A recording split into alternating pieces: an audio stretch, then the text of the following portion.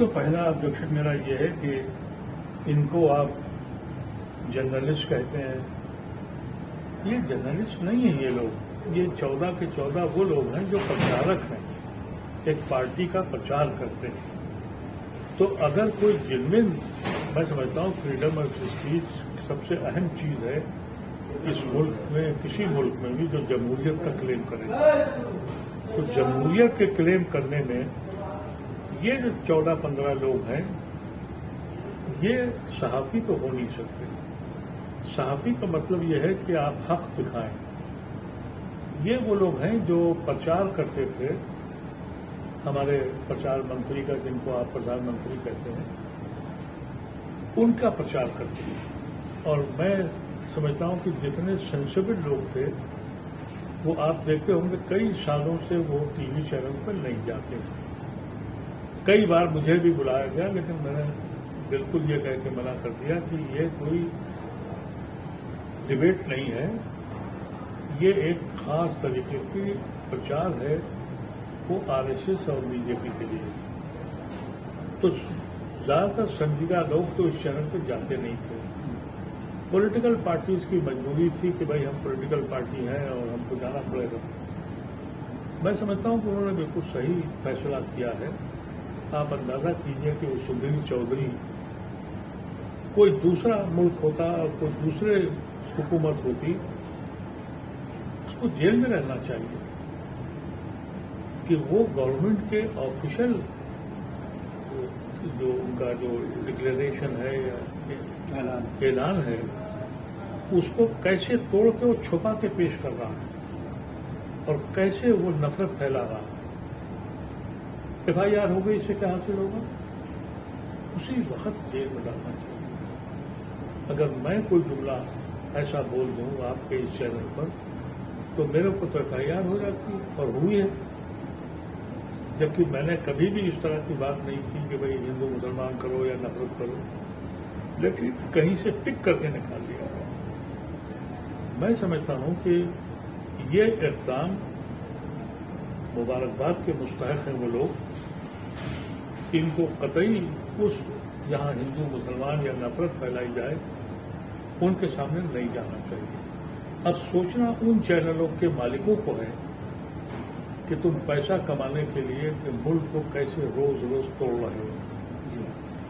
जब दिल टूट जाएंगे सब कुछ बन जाता है, मैं बार बार कहता हूं। लेकिन जो दिलों को तोड़ते हैं, इससे बड़ा पाप कोई नहीं है।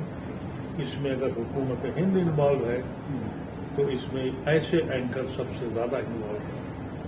और जमहूरियत के नाम पर ये और एक मजाक बन गया। जैसा आपने कहा, मुझे याद है कि टीवी में बीजेपी का कोई स्पोक पर्सन, जब रवीश कुमार और वहां के 4-5 ऐसे एंकर थे जो दोनों से सवाल करते थे, तो उन्होंने जाना बंद कर दिया और इन्होंने मना कर दिया। आज ये कह रहे हैं कि हमें क्यों मना कर दिया। अब जिस तरह के ये एंकर हैं, ये सब जानते हैं कि ये सब कहाँ से आते हैं, किसके लिए काम करते हैं। और इनको ये कहा जाता है, बड़े फख्र से कहते हैं कि हम तो जर्नलिस्ट हैं। ये जर्नलिस्ट नहीं है। अगर जर्नलिस्ट होते तो कतई इनके खिलाफ एक्शन नहीं होता। बहुत से ऐसे अभी बड़े लोग हैं जो कंट्रोवर्शियल बयान देते हैं, लेकिन कम से कम एक लेवल रखा हुआ है कि वहां तक, इसलिए उनके ऊपर उन्होंने हाथ नहीं डाला है। बीजेपी ने एक लंबा चौड़ा प्रेस नोट जारी किया है और उसको इमरजेंसी से टारगेट किया है। इमरजेंसी तो मैंने झेली है। इमरजेंसी में मेरा मुल्क मुझसे छूटा, मुझे यहाँ से भागना पड़ा। इमरजेंसी अगर 100 ऐसी लग जाती, वो भी ये मुकाबला नहीं कर पाती जो आज हो रहा है।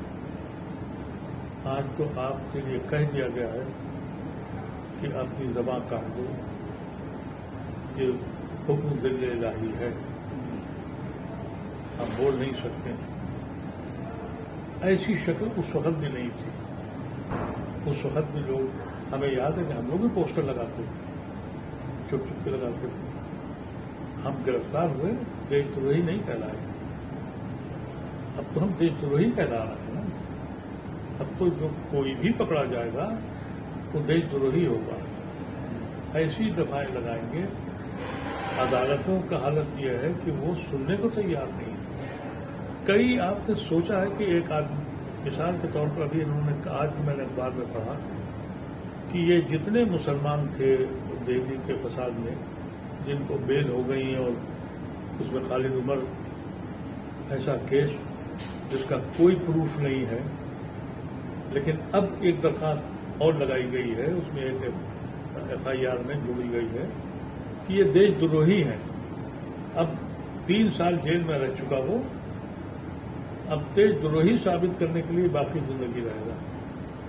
तो अगर कोई आदमी ये समझता है कि इस मुल्क में जमहूरियत है, तो या तो कम अकल है या उसको मालूम नहीं है। अगर कोई आदमी ये समझता है कि ये सेकुलर मुल्क है, तो या तो कम अकल है या उसकी समझ नहीं है। एक आखिरी सवाल करना चाहूंगा, जैसा इन एंकर्स पर पाबंदी लगाई गई है, जाहिर सी बात है जब नहीं जाएगा विपक्ष का कोई भी नेता तो डिबेट कहीं ना कहीं हल्की हो जाएगी। ऐसे में इसको भरने के लिए कुछ दाढ़ी टोपी वालों को बुलाया जाता है, उस पर क्या कहना चाहिए? देखिए, ये तो हमारी बड़ी नसीबी है। जितने भी समझदार मुसलमान थे उन सब ने हाथ जोड़ जोड़ के अपील करी कि भाई मत जाओ वहां पर, लेकिन वो ऐसे ही लोगों को बुलाते हैं और ऐसे लोग हमें मिलते भी रहेंगे। और लेकिन जहां तक आपने कहा कि डिबेट हल्की हो जाएगी, वहां डिबेट नहीं होती थी। वो मछली बाजार था, चीख पुकार, एक दूसरे के ऊपर चीख रहे हैं, चिल्ला रहे हैं, तो वो तो एक मसखरापन था। अगर आपको डिबेट सुननी है तो आप BBC पर सुन लीजिए, आप अल जजीरा देखिए, दुनिया के किसी चैनल को भी देख लीजिए। इवन मैं आपसे सच कह रहा हूं कि मैंने YouTube पर कई बार पाकिस्तान की डिबेट सुनी, 100 गुना बेहतर है हमसे, जहां जमहूरियत है ही नहीं, लेकिन कम से कम प्रेस की जमहूरियत है। यहां कहते हैं कि जमहूरियत है और यहां प्रेस का यह हाल है। तो जहां तक मुसलमानों का सवाल है, वो मुसलमान नुमा लोग बिठा ले जाते हैं और वो बेचारे जाके वहां ग्रिल होते हैं। उनको शायद कुछ पैसे भी मिलते होंगे, सवारी मिलती है, क्योंकि मैं शुरू में जब जाता था तो पैसे तो नहीं मिलते थे, लेकिन सवारी मिलती थी, वहां जाओ तो चाय वाय मिलती थी। बाद में जब ये मैंने डिबेट का ये रवैया देखा तो मैं 2015 के बाद से किसी चैनल पर नहीं। इसके अलावा एक 3 दिन पहले हरियाणा में अचानक मोनू मानेसर को, उस मोनू मानेसर को जो पिछले 7-8 महीनों से खुला टहल रहा था, फरवरी का केस है जब नासिरुद्दीन की हत्या हुई थी, उनको जला दिया गया था। उसके बाद मीडिया भी बात कर रही थी, अभी दंगों के दौरान भी उसने बयान भी जारी किया, खुला टहल रहा था, लेकिन अचानक उसको गिरफ्तार कर दिया। क्या कहना चाहेंगे, क्या है इसके पीछे? देखिए, मैं समझता ये हूं कि वो दिखाने के लिए शायद मजबूर हुए हैं, क्योंकि अदालत ने जो सोमो मोटो लिया है उससे मुझे यही लगता है।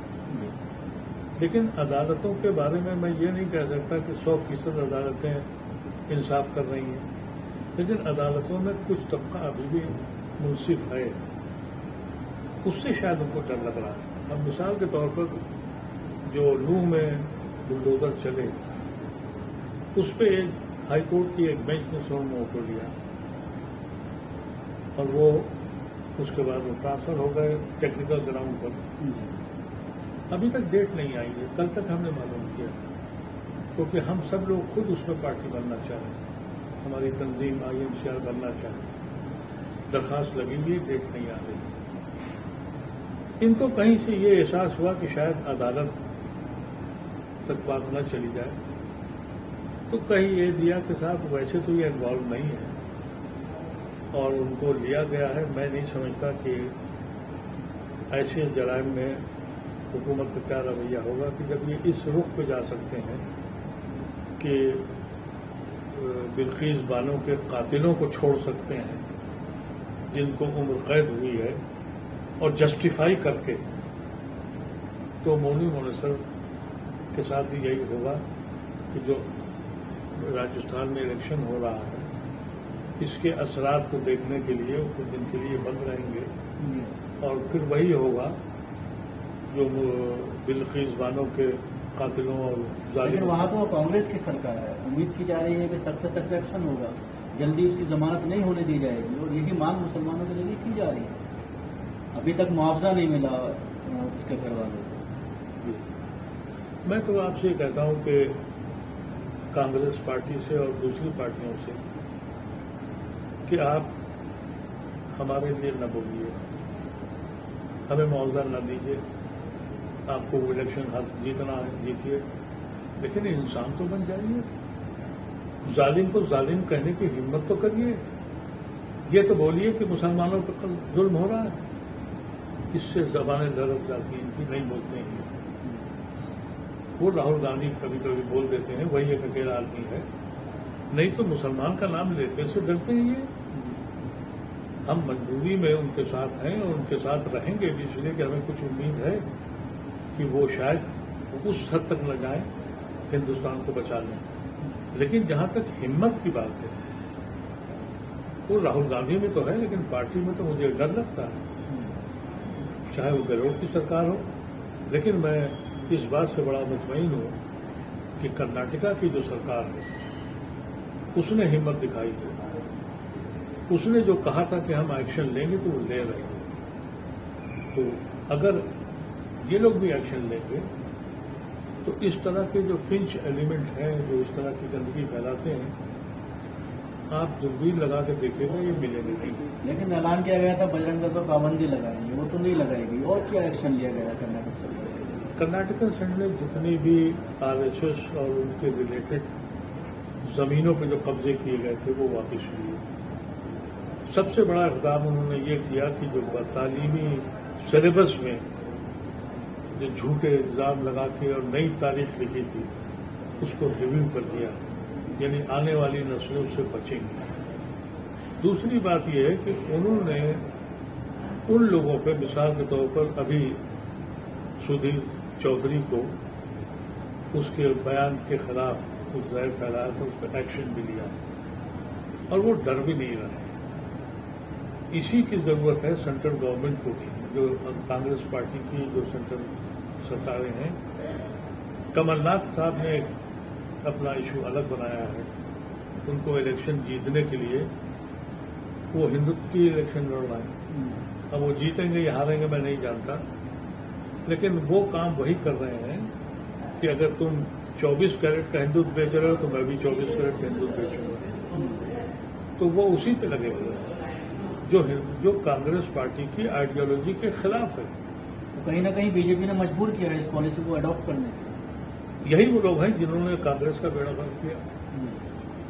और मैं बार बार कांग्रेस से कहता रहा कि 14 कैरेट का सेक्युलरिज्म मत बेचिए, 24 कैरेट का सेक्युलरिज्म बेचिए, क्योंकि वहां 24 कैरेट का हिंदुत्व बिक रहा, नहीं माने वो। अब वो मध्य प्रदेश का तो मैं कह नहीं सकता, लेकिन मैं जो कमलनाथ के एटीट्यूड को देखता हूं तो वो अगर एक बार मंदिर जाते हैं तो कहते हैं मैं 4 बार जाऊंगा। नेहरू तो नहीं गए कभी, गांधी ने तो इशू नहीं बनाया। कांग्रेस पार्टी की आइडियोलॉजी ने इस मुल्क में ये कहा कि ये सेक्युलर मुल्क होगा। नेहरू तो फीता काटते थे जब उद्घाटन करते थे। आज इस मुल्क में क्या हो रहा है? अभी नया पार्लियामेंट की बिल्डिंग बनी है, वहां फीता तो छोड़ दीजिए, पूजा भी छोड़ दीजिए, वहां तो भवन हुआ। अब हवन होगा और कहा जा रहा है कि हम सेक्युलर कंट्री, किसी सेक्युलर कंट्री में ये तस्वुर कर सकते हैं आप?